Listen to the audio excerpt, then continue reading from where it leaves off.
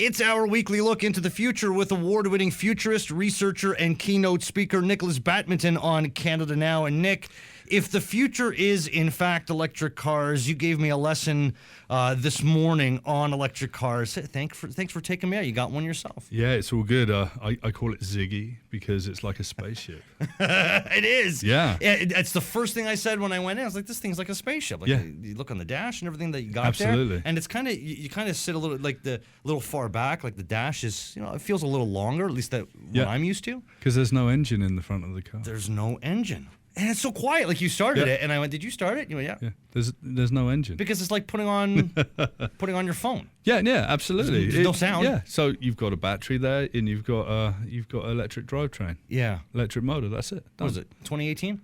Sorry. Yeah, my car's 2018. Yeah, I've had it just over a year. So I got a Chevrolet Bolt. Right. Fully electric. Yeah. It gets about 340 kilometers a month out, a charge out of it. Yeah. Typically, that lasts me over a month in the city. Based on your habits. Based on my habits as well. I just took it on a 3-week sort of road trip. I had to charge it fully 3 times. And it cost me a sum total of $0 to do that. Wow. Now, it's not free everywhere. No. Right? Like charging is not free everywhere. Yeah. We just went to a level 3 charging station, which will take it from 0 to 80% in about an hour or so, hour and a half. Yeah. And that's about $15 an hour. Yeah. That's nothing. It's like a fraction of what we'd spend on gas. It's nothing compared to what you spend. Yeah, and a lot of gas. places, so Petro-Canada in Napanee a couple of weeks ago, 100% free. Wow, that's great. Now, but the thing is, like, because you talk about going to Prince Edward County on vacation, and you teased us with this last week when you said, "Oh, this is what we got to talk about next week." Yeah. So what happened there? Like, were the charging stations, free as they were they like very few and far between? Yeah, so very few and far between. So there's 3 levels of charging. Level 1, which is from a wall socket, it takes about 60 hours to charge my vehicle from that. Yeah. Level 2, which is a higher amount of electricity comes to that. So that takes about 6 hours to charge my car. Level 1 will go from 0 to 100% in about an hour and a half. And what we've actually got is I took you to a level 3 charger, and it's that's my preferred mode. Run it almost empty and then go and charge it up. And it's the quickest. Yeah, but obviously. if I'm out and about and I'm going downtown, I can park up. There's a level 2 charger. I'll plug it in and it'll slowly charge for 2 or 3 hours, and it'll be good. It will replace everything that I've used in the previous week. Well, see now. You showed me an app that you use. What's the name of the app that you use? So there's a couple that I use. So one, there's PlugShare, which gives you a view of all charging stations across all networks in all locations. Yeah. It's great. It's like a community app. It's like a social media for nerdy electric vehicle car owners. And then you've got so the level 3 charger was run by a company called Flow, FLO, and then you've got ones that are run by ChargePoint, and then you've got a number of other providers as well, and some run independently. That don't have apps, and you just do everything. Right. Some Tim Hortons have like independent ones. You go there, you do whatever.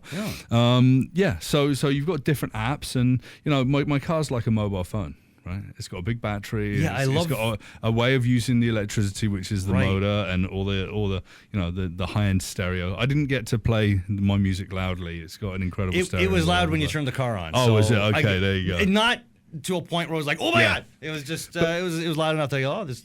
Like the car, the stereo had kick. Yeah, so with existing internal combustion engine vehicles, ICE vehicles, you have the ecosystem of the car, the engine, the mechanics you need to keep it going, and you've got the fuel stations, right? Yeah. With electric vehicles, you literally have the car and the ability to charge it with electric wherever you are. If you're at home, it's zero issue. You'd never have to visit anywhere.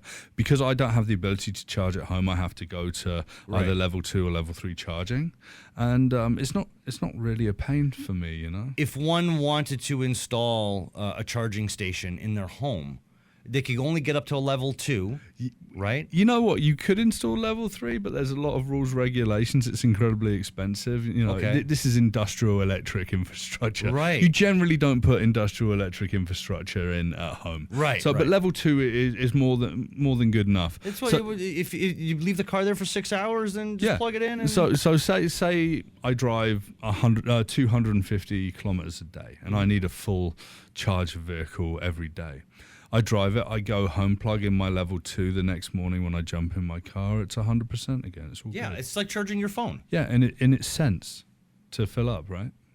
It what? It's just cents. Cents, as in cents and dollars. Oh, okay. It's just cents. And it's sensible. It has a sense? No. What sense? It senses it's full? So it's cents on the dollar to fill it up. Oh, totally. Yeah. Totally. The app that you were talking about, the first one that you mentioned, the one that you PlugShare. Yeah, PlugShare. The one that you want to. I noticed that there were a lot of level 2s. Yes. Like in the downtown area, and I thought, oh, it's too bad they don't have more level 3s because it would be quicker. But I'm thinking, if you're downtown anyway, like let's say you're going to dinner and a show, that's where you go and park. You go and park there, charge it, and you've used up 4, 5, 6 hours. And that's all you need. Yeah, absolutely. And level 2s are cheaper to install, right? So parking garages and whoever can install multiples. So there's one underneath the Whole Foods on Avenue. It's like 15 level 2 chargers. I go in, Whole Foods gives me the money back that I paid for parking. I go wandering around Yorkville. Mm-hmm. Spend $1,000 on a pair of sneakers. No, but like come back. But spend money in other ways. Yeah. But ultimately come back and the vehicle has replaced all the electricity I've used in the past week. So, what is Canada's infrastructure like right now? And obviously, talking about the whole country, that's a big amount of space. But where are we right now in this country in terms of the infrastructure for electric cars? Yeah, so I was living in BC up until 4 or 5 months ago, and in BC the infrastructure is getting better and better. In Ontario, it hit a grinding halt when the leadership of the province changed, and they cancelled cap and trade. Right away. Yeah, everything, right? Yeah. You've got different. Quebec is full tilt electric vehicles, right? Mm-hmm. They lead the way. They're the province that leads the way. Yeah, absolutely. But there's lots, we're at this stage where there's not enough infrastructure, but we're kind of doing okay because there's not that many electric vehicles on the road. The next couple of years, Volkswagen and Ford and everyone else are going to come out with affordable electric vehicles, and there's going to be more hitting the roads, and that infrastructure has to work itself out. So Petro-Canada, all across Canada, will have 2 or 3 level 3 chargers on their forecourts. They're free right now. That's gonna cost money to charge up in the future. I'd be happy to pay $20 for a full vehicle charge, right? Whatever. Right. Pay per minute sort of thing, right? Yeah. Then we'll have public infrastructure. So I took you to a hospital where there's a level 3 charger, St. Joe's, and then shopping centres. Places where there's large amounts of vehicles, but where the growth is really going to be is when people buy their vehicles, they will install level 2 home chargers, and that'll be the problem solved. So everyone's basically going to have their own charger at some point. As this grows and as electric cars become the norm in Canada, it's going to be the norm that in your garage you have your own charging station. But on longer transportation routes, on highways, you're going to have places where you stop and you do charging. Just like when you have to fill up. What if I want to drive to Thunder Bay? I'm going to have to stop 3 or 4 times, right? Okay. So I have to... Would you have the places to stop? I'd have to work it out. You'd have to map it out. I'd have to map it out. It's not as if you could pull off to the side of the highway. Yeah. What are those things called? En route? Yeah. Those things that we have here? None of them have got electric vehicle chargers. None of them? Yeah. I find that hard to believe. Well, the government changed in Ontario. Yeah, I know, but you would have thought that still... That would have happened. Like it's pre-government, existing government. I'm shrugging. No, the thing is, prior to this government, again, we were just gaining momentum. Okay, so we just as we were about to get going on that, it stopped. Yeah, it's the way that we drive, the way that transportation is powered, is changing, and it will change. And we talked about how quickly that would change. The next 5 years, we're going to start to see municipal transportation, taxis, industrial vehicles become fully electric or plug-in hybrid electric vehicles. Mm. within 10 years, it's going to start to get to be like more than 50-60% of vehicles on the road are going to be, plug-in hybrid electrics or fully electric vehicles. At this point, it all changes, right?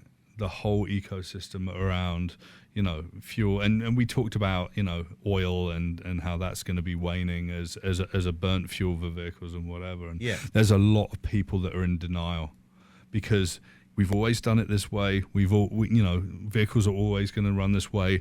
Oil has powered our economy.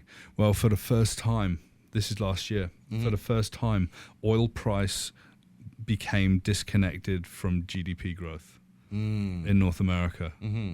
It's because oil is going to be an asset that's going to be less than $10 a barrel. And it's going to be, as some academics have actually said, in Alberta, a bloodbath for the economy. So now we have to think about the new economy of electrification, solar, geothermal, wind, whatever. Well, do you think that the companies in Alberta are aware of this, or are they in denial? Like, do you think for the most part Alberta has got a good sense of, all right, this is where we're going here, and we're going to have to change if we want to keep everybody employed? I'm really heartened by what's happening in Alberta over the last. I presented in Grand Prairie, Alberta, to the industry up there, and that's near that's oil country, right? And keep going north, that's the oil patch. I had people in complete denial at that point in time. There were individuals that had pump jacks on their property, single pump jacks, that were millionaires, right? This is how the economy has been for them, right? But now today, we're seeing wind and solar, geothermal. Is like the government's just invested $6.5 million in new sort of geothermal projects. Right. There's all sorts of really cool stuff happening, and a lot of it's happening in Alberta. I think that Alberta will become a powerhouse, excuse the pun, for North America. If we can work out how to generate electricity, store it, and also pass it along in real time down to the states where they struggle with energy demand and usage, then Canada becomes this energy powerhouse in the world. Well, I mean, and look, we've got an election coming up in October, and I mean, there's a lot of factors that come into play on how one is going to vote. And obviously, this is something to think about. I mean, talking about electric cars is also talking about how green we want to be in this country. And, depending on who you vote for, that's going to reflect on your vote and how green you want to be. Yeah, and here's the balance, right? Yeah. We need to feed our children today. We need to keep our society going. We need the money to do that.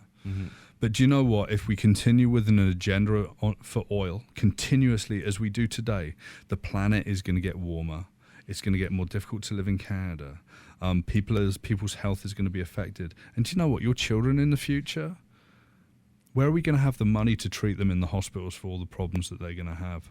Because we didn't take care of the oil industry early enough and transition into a new energy future.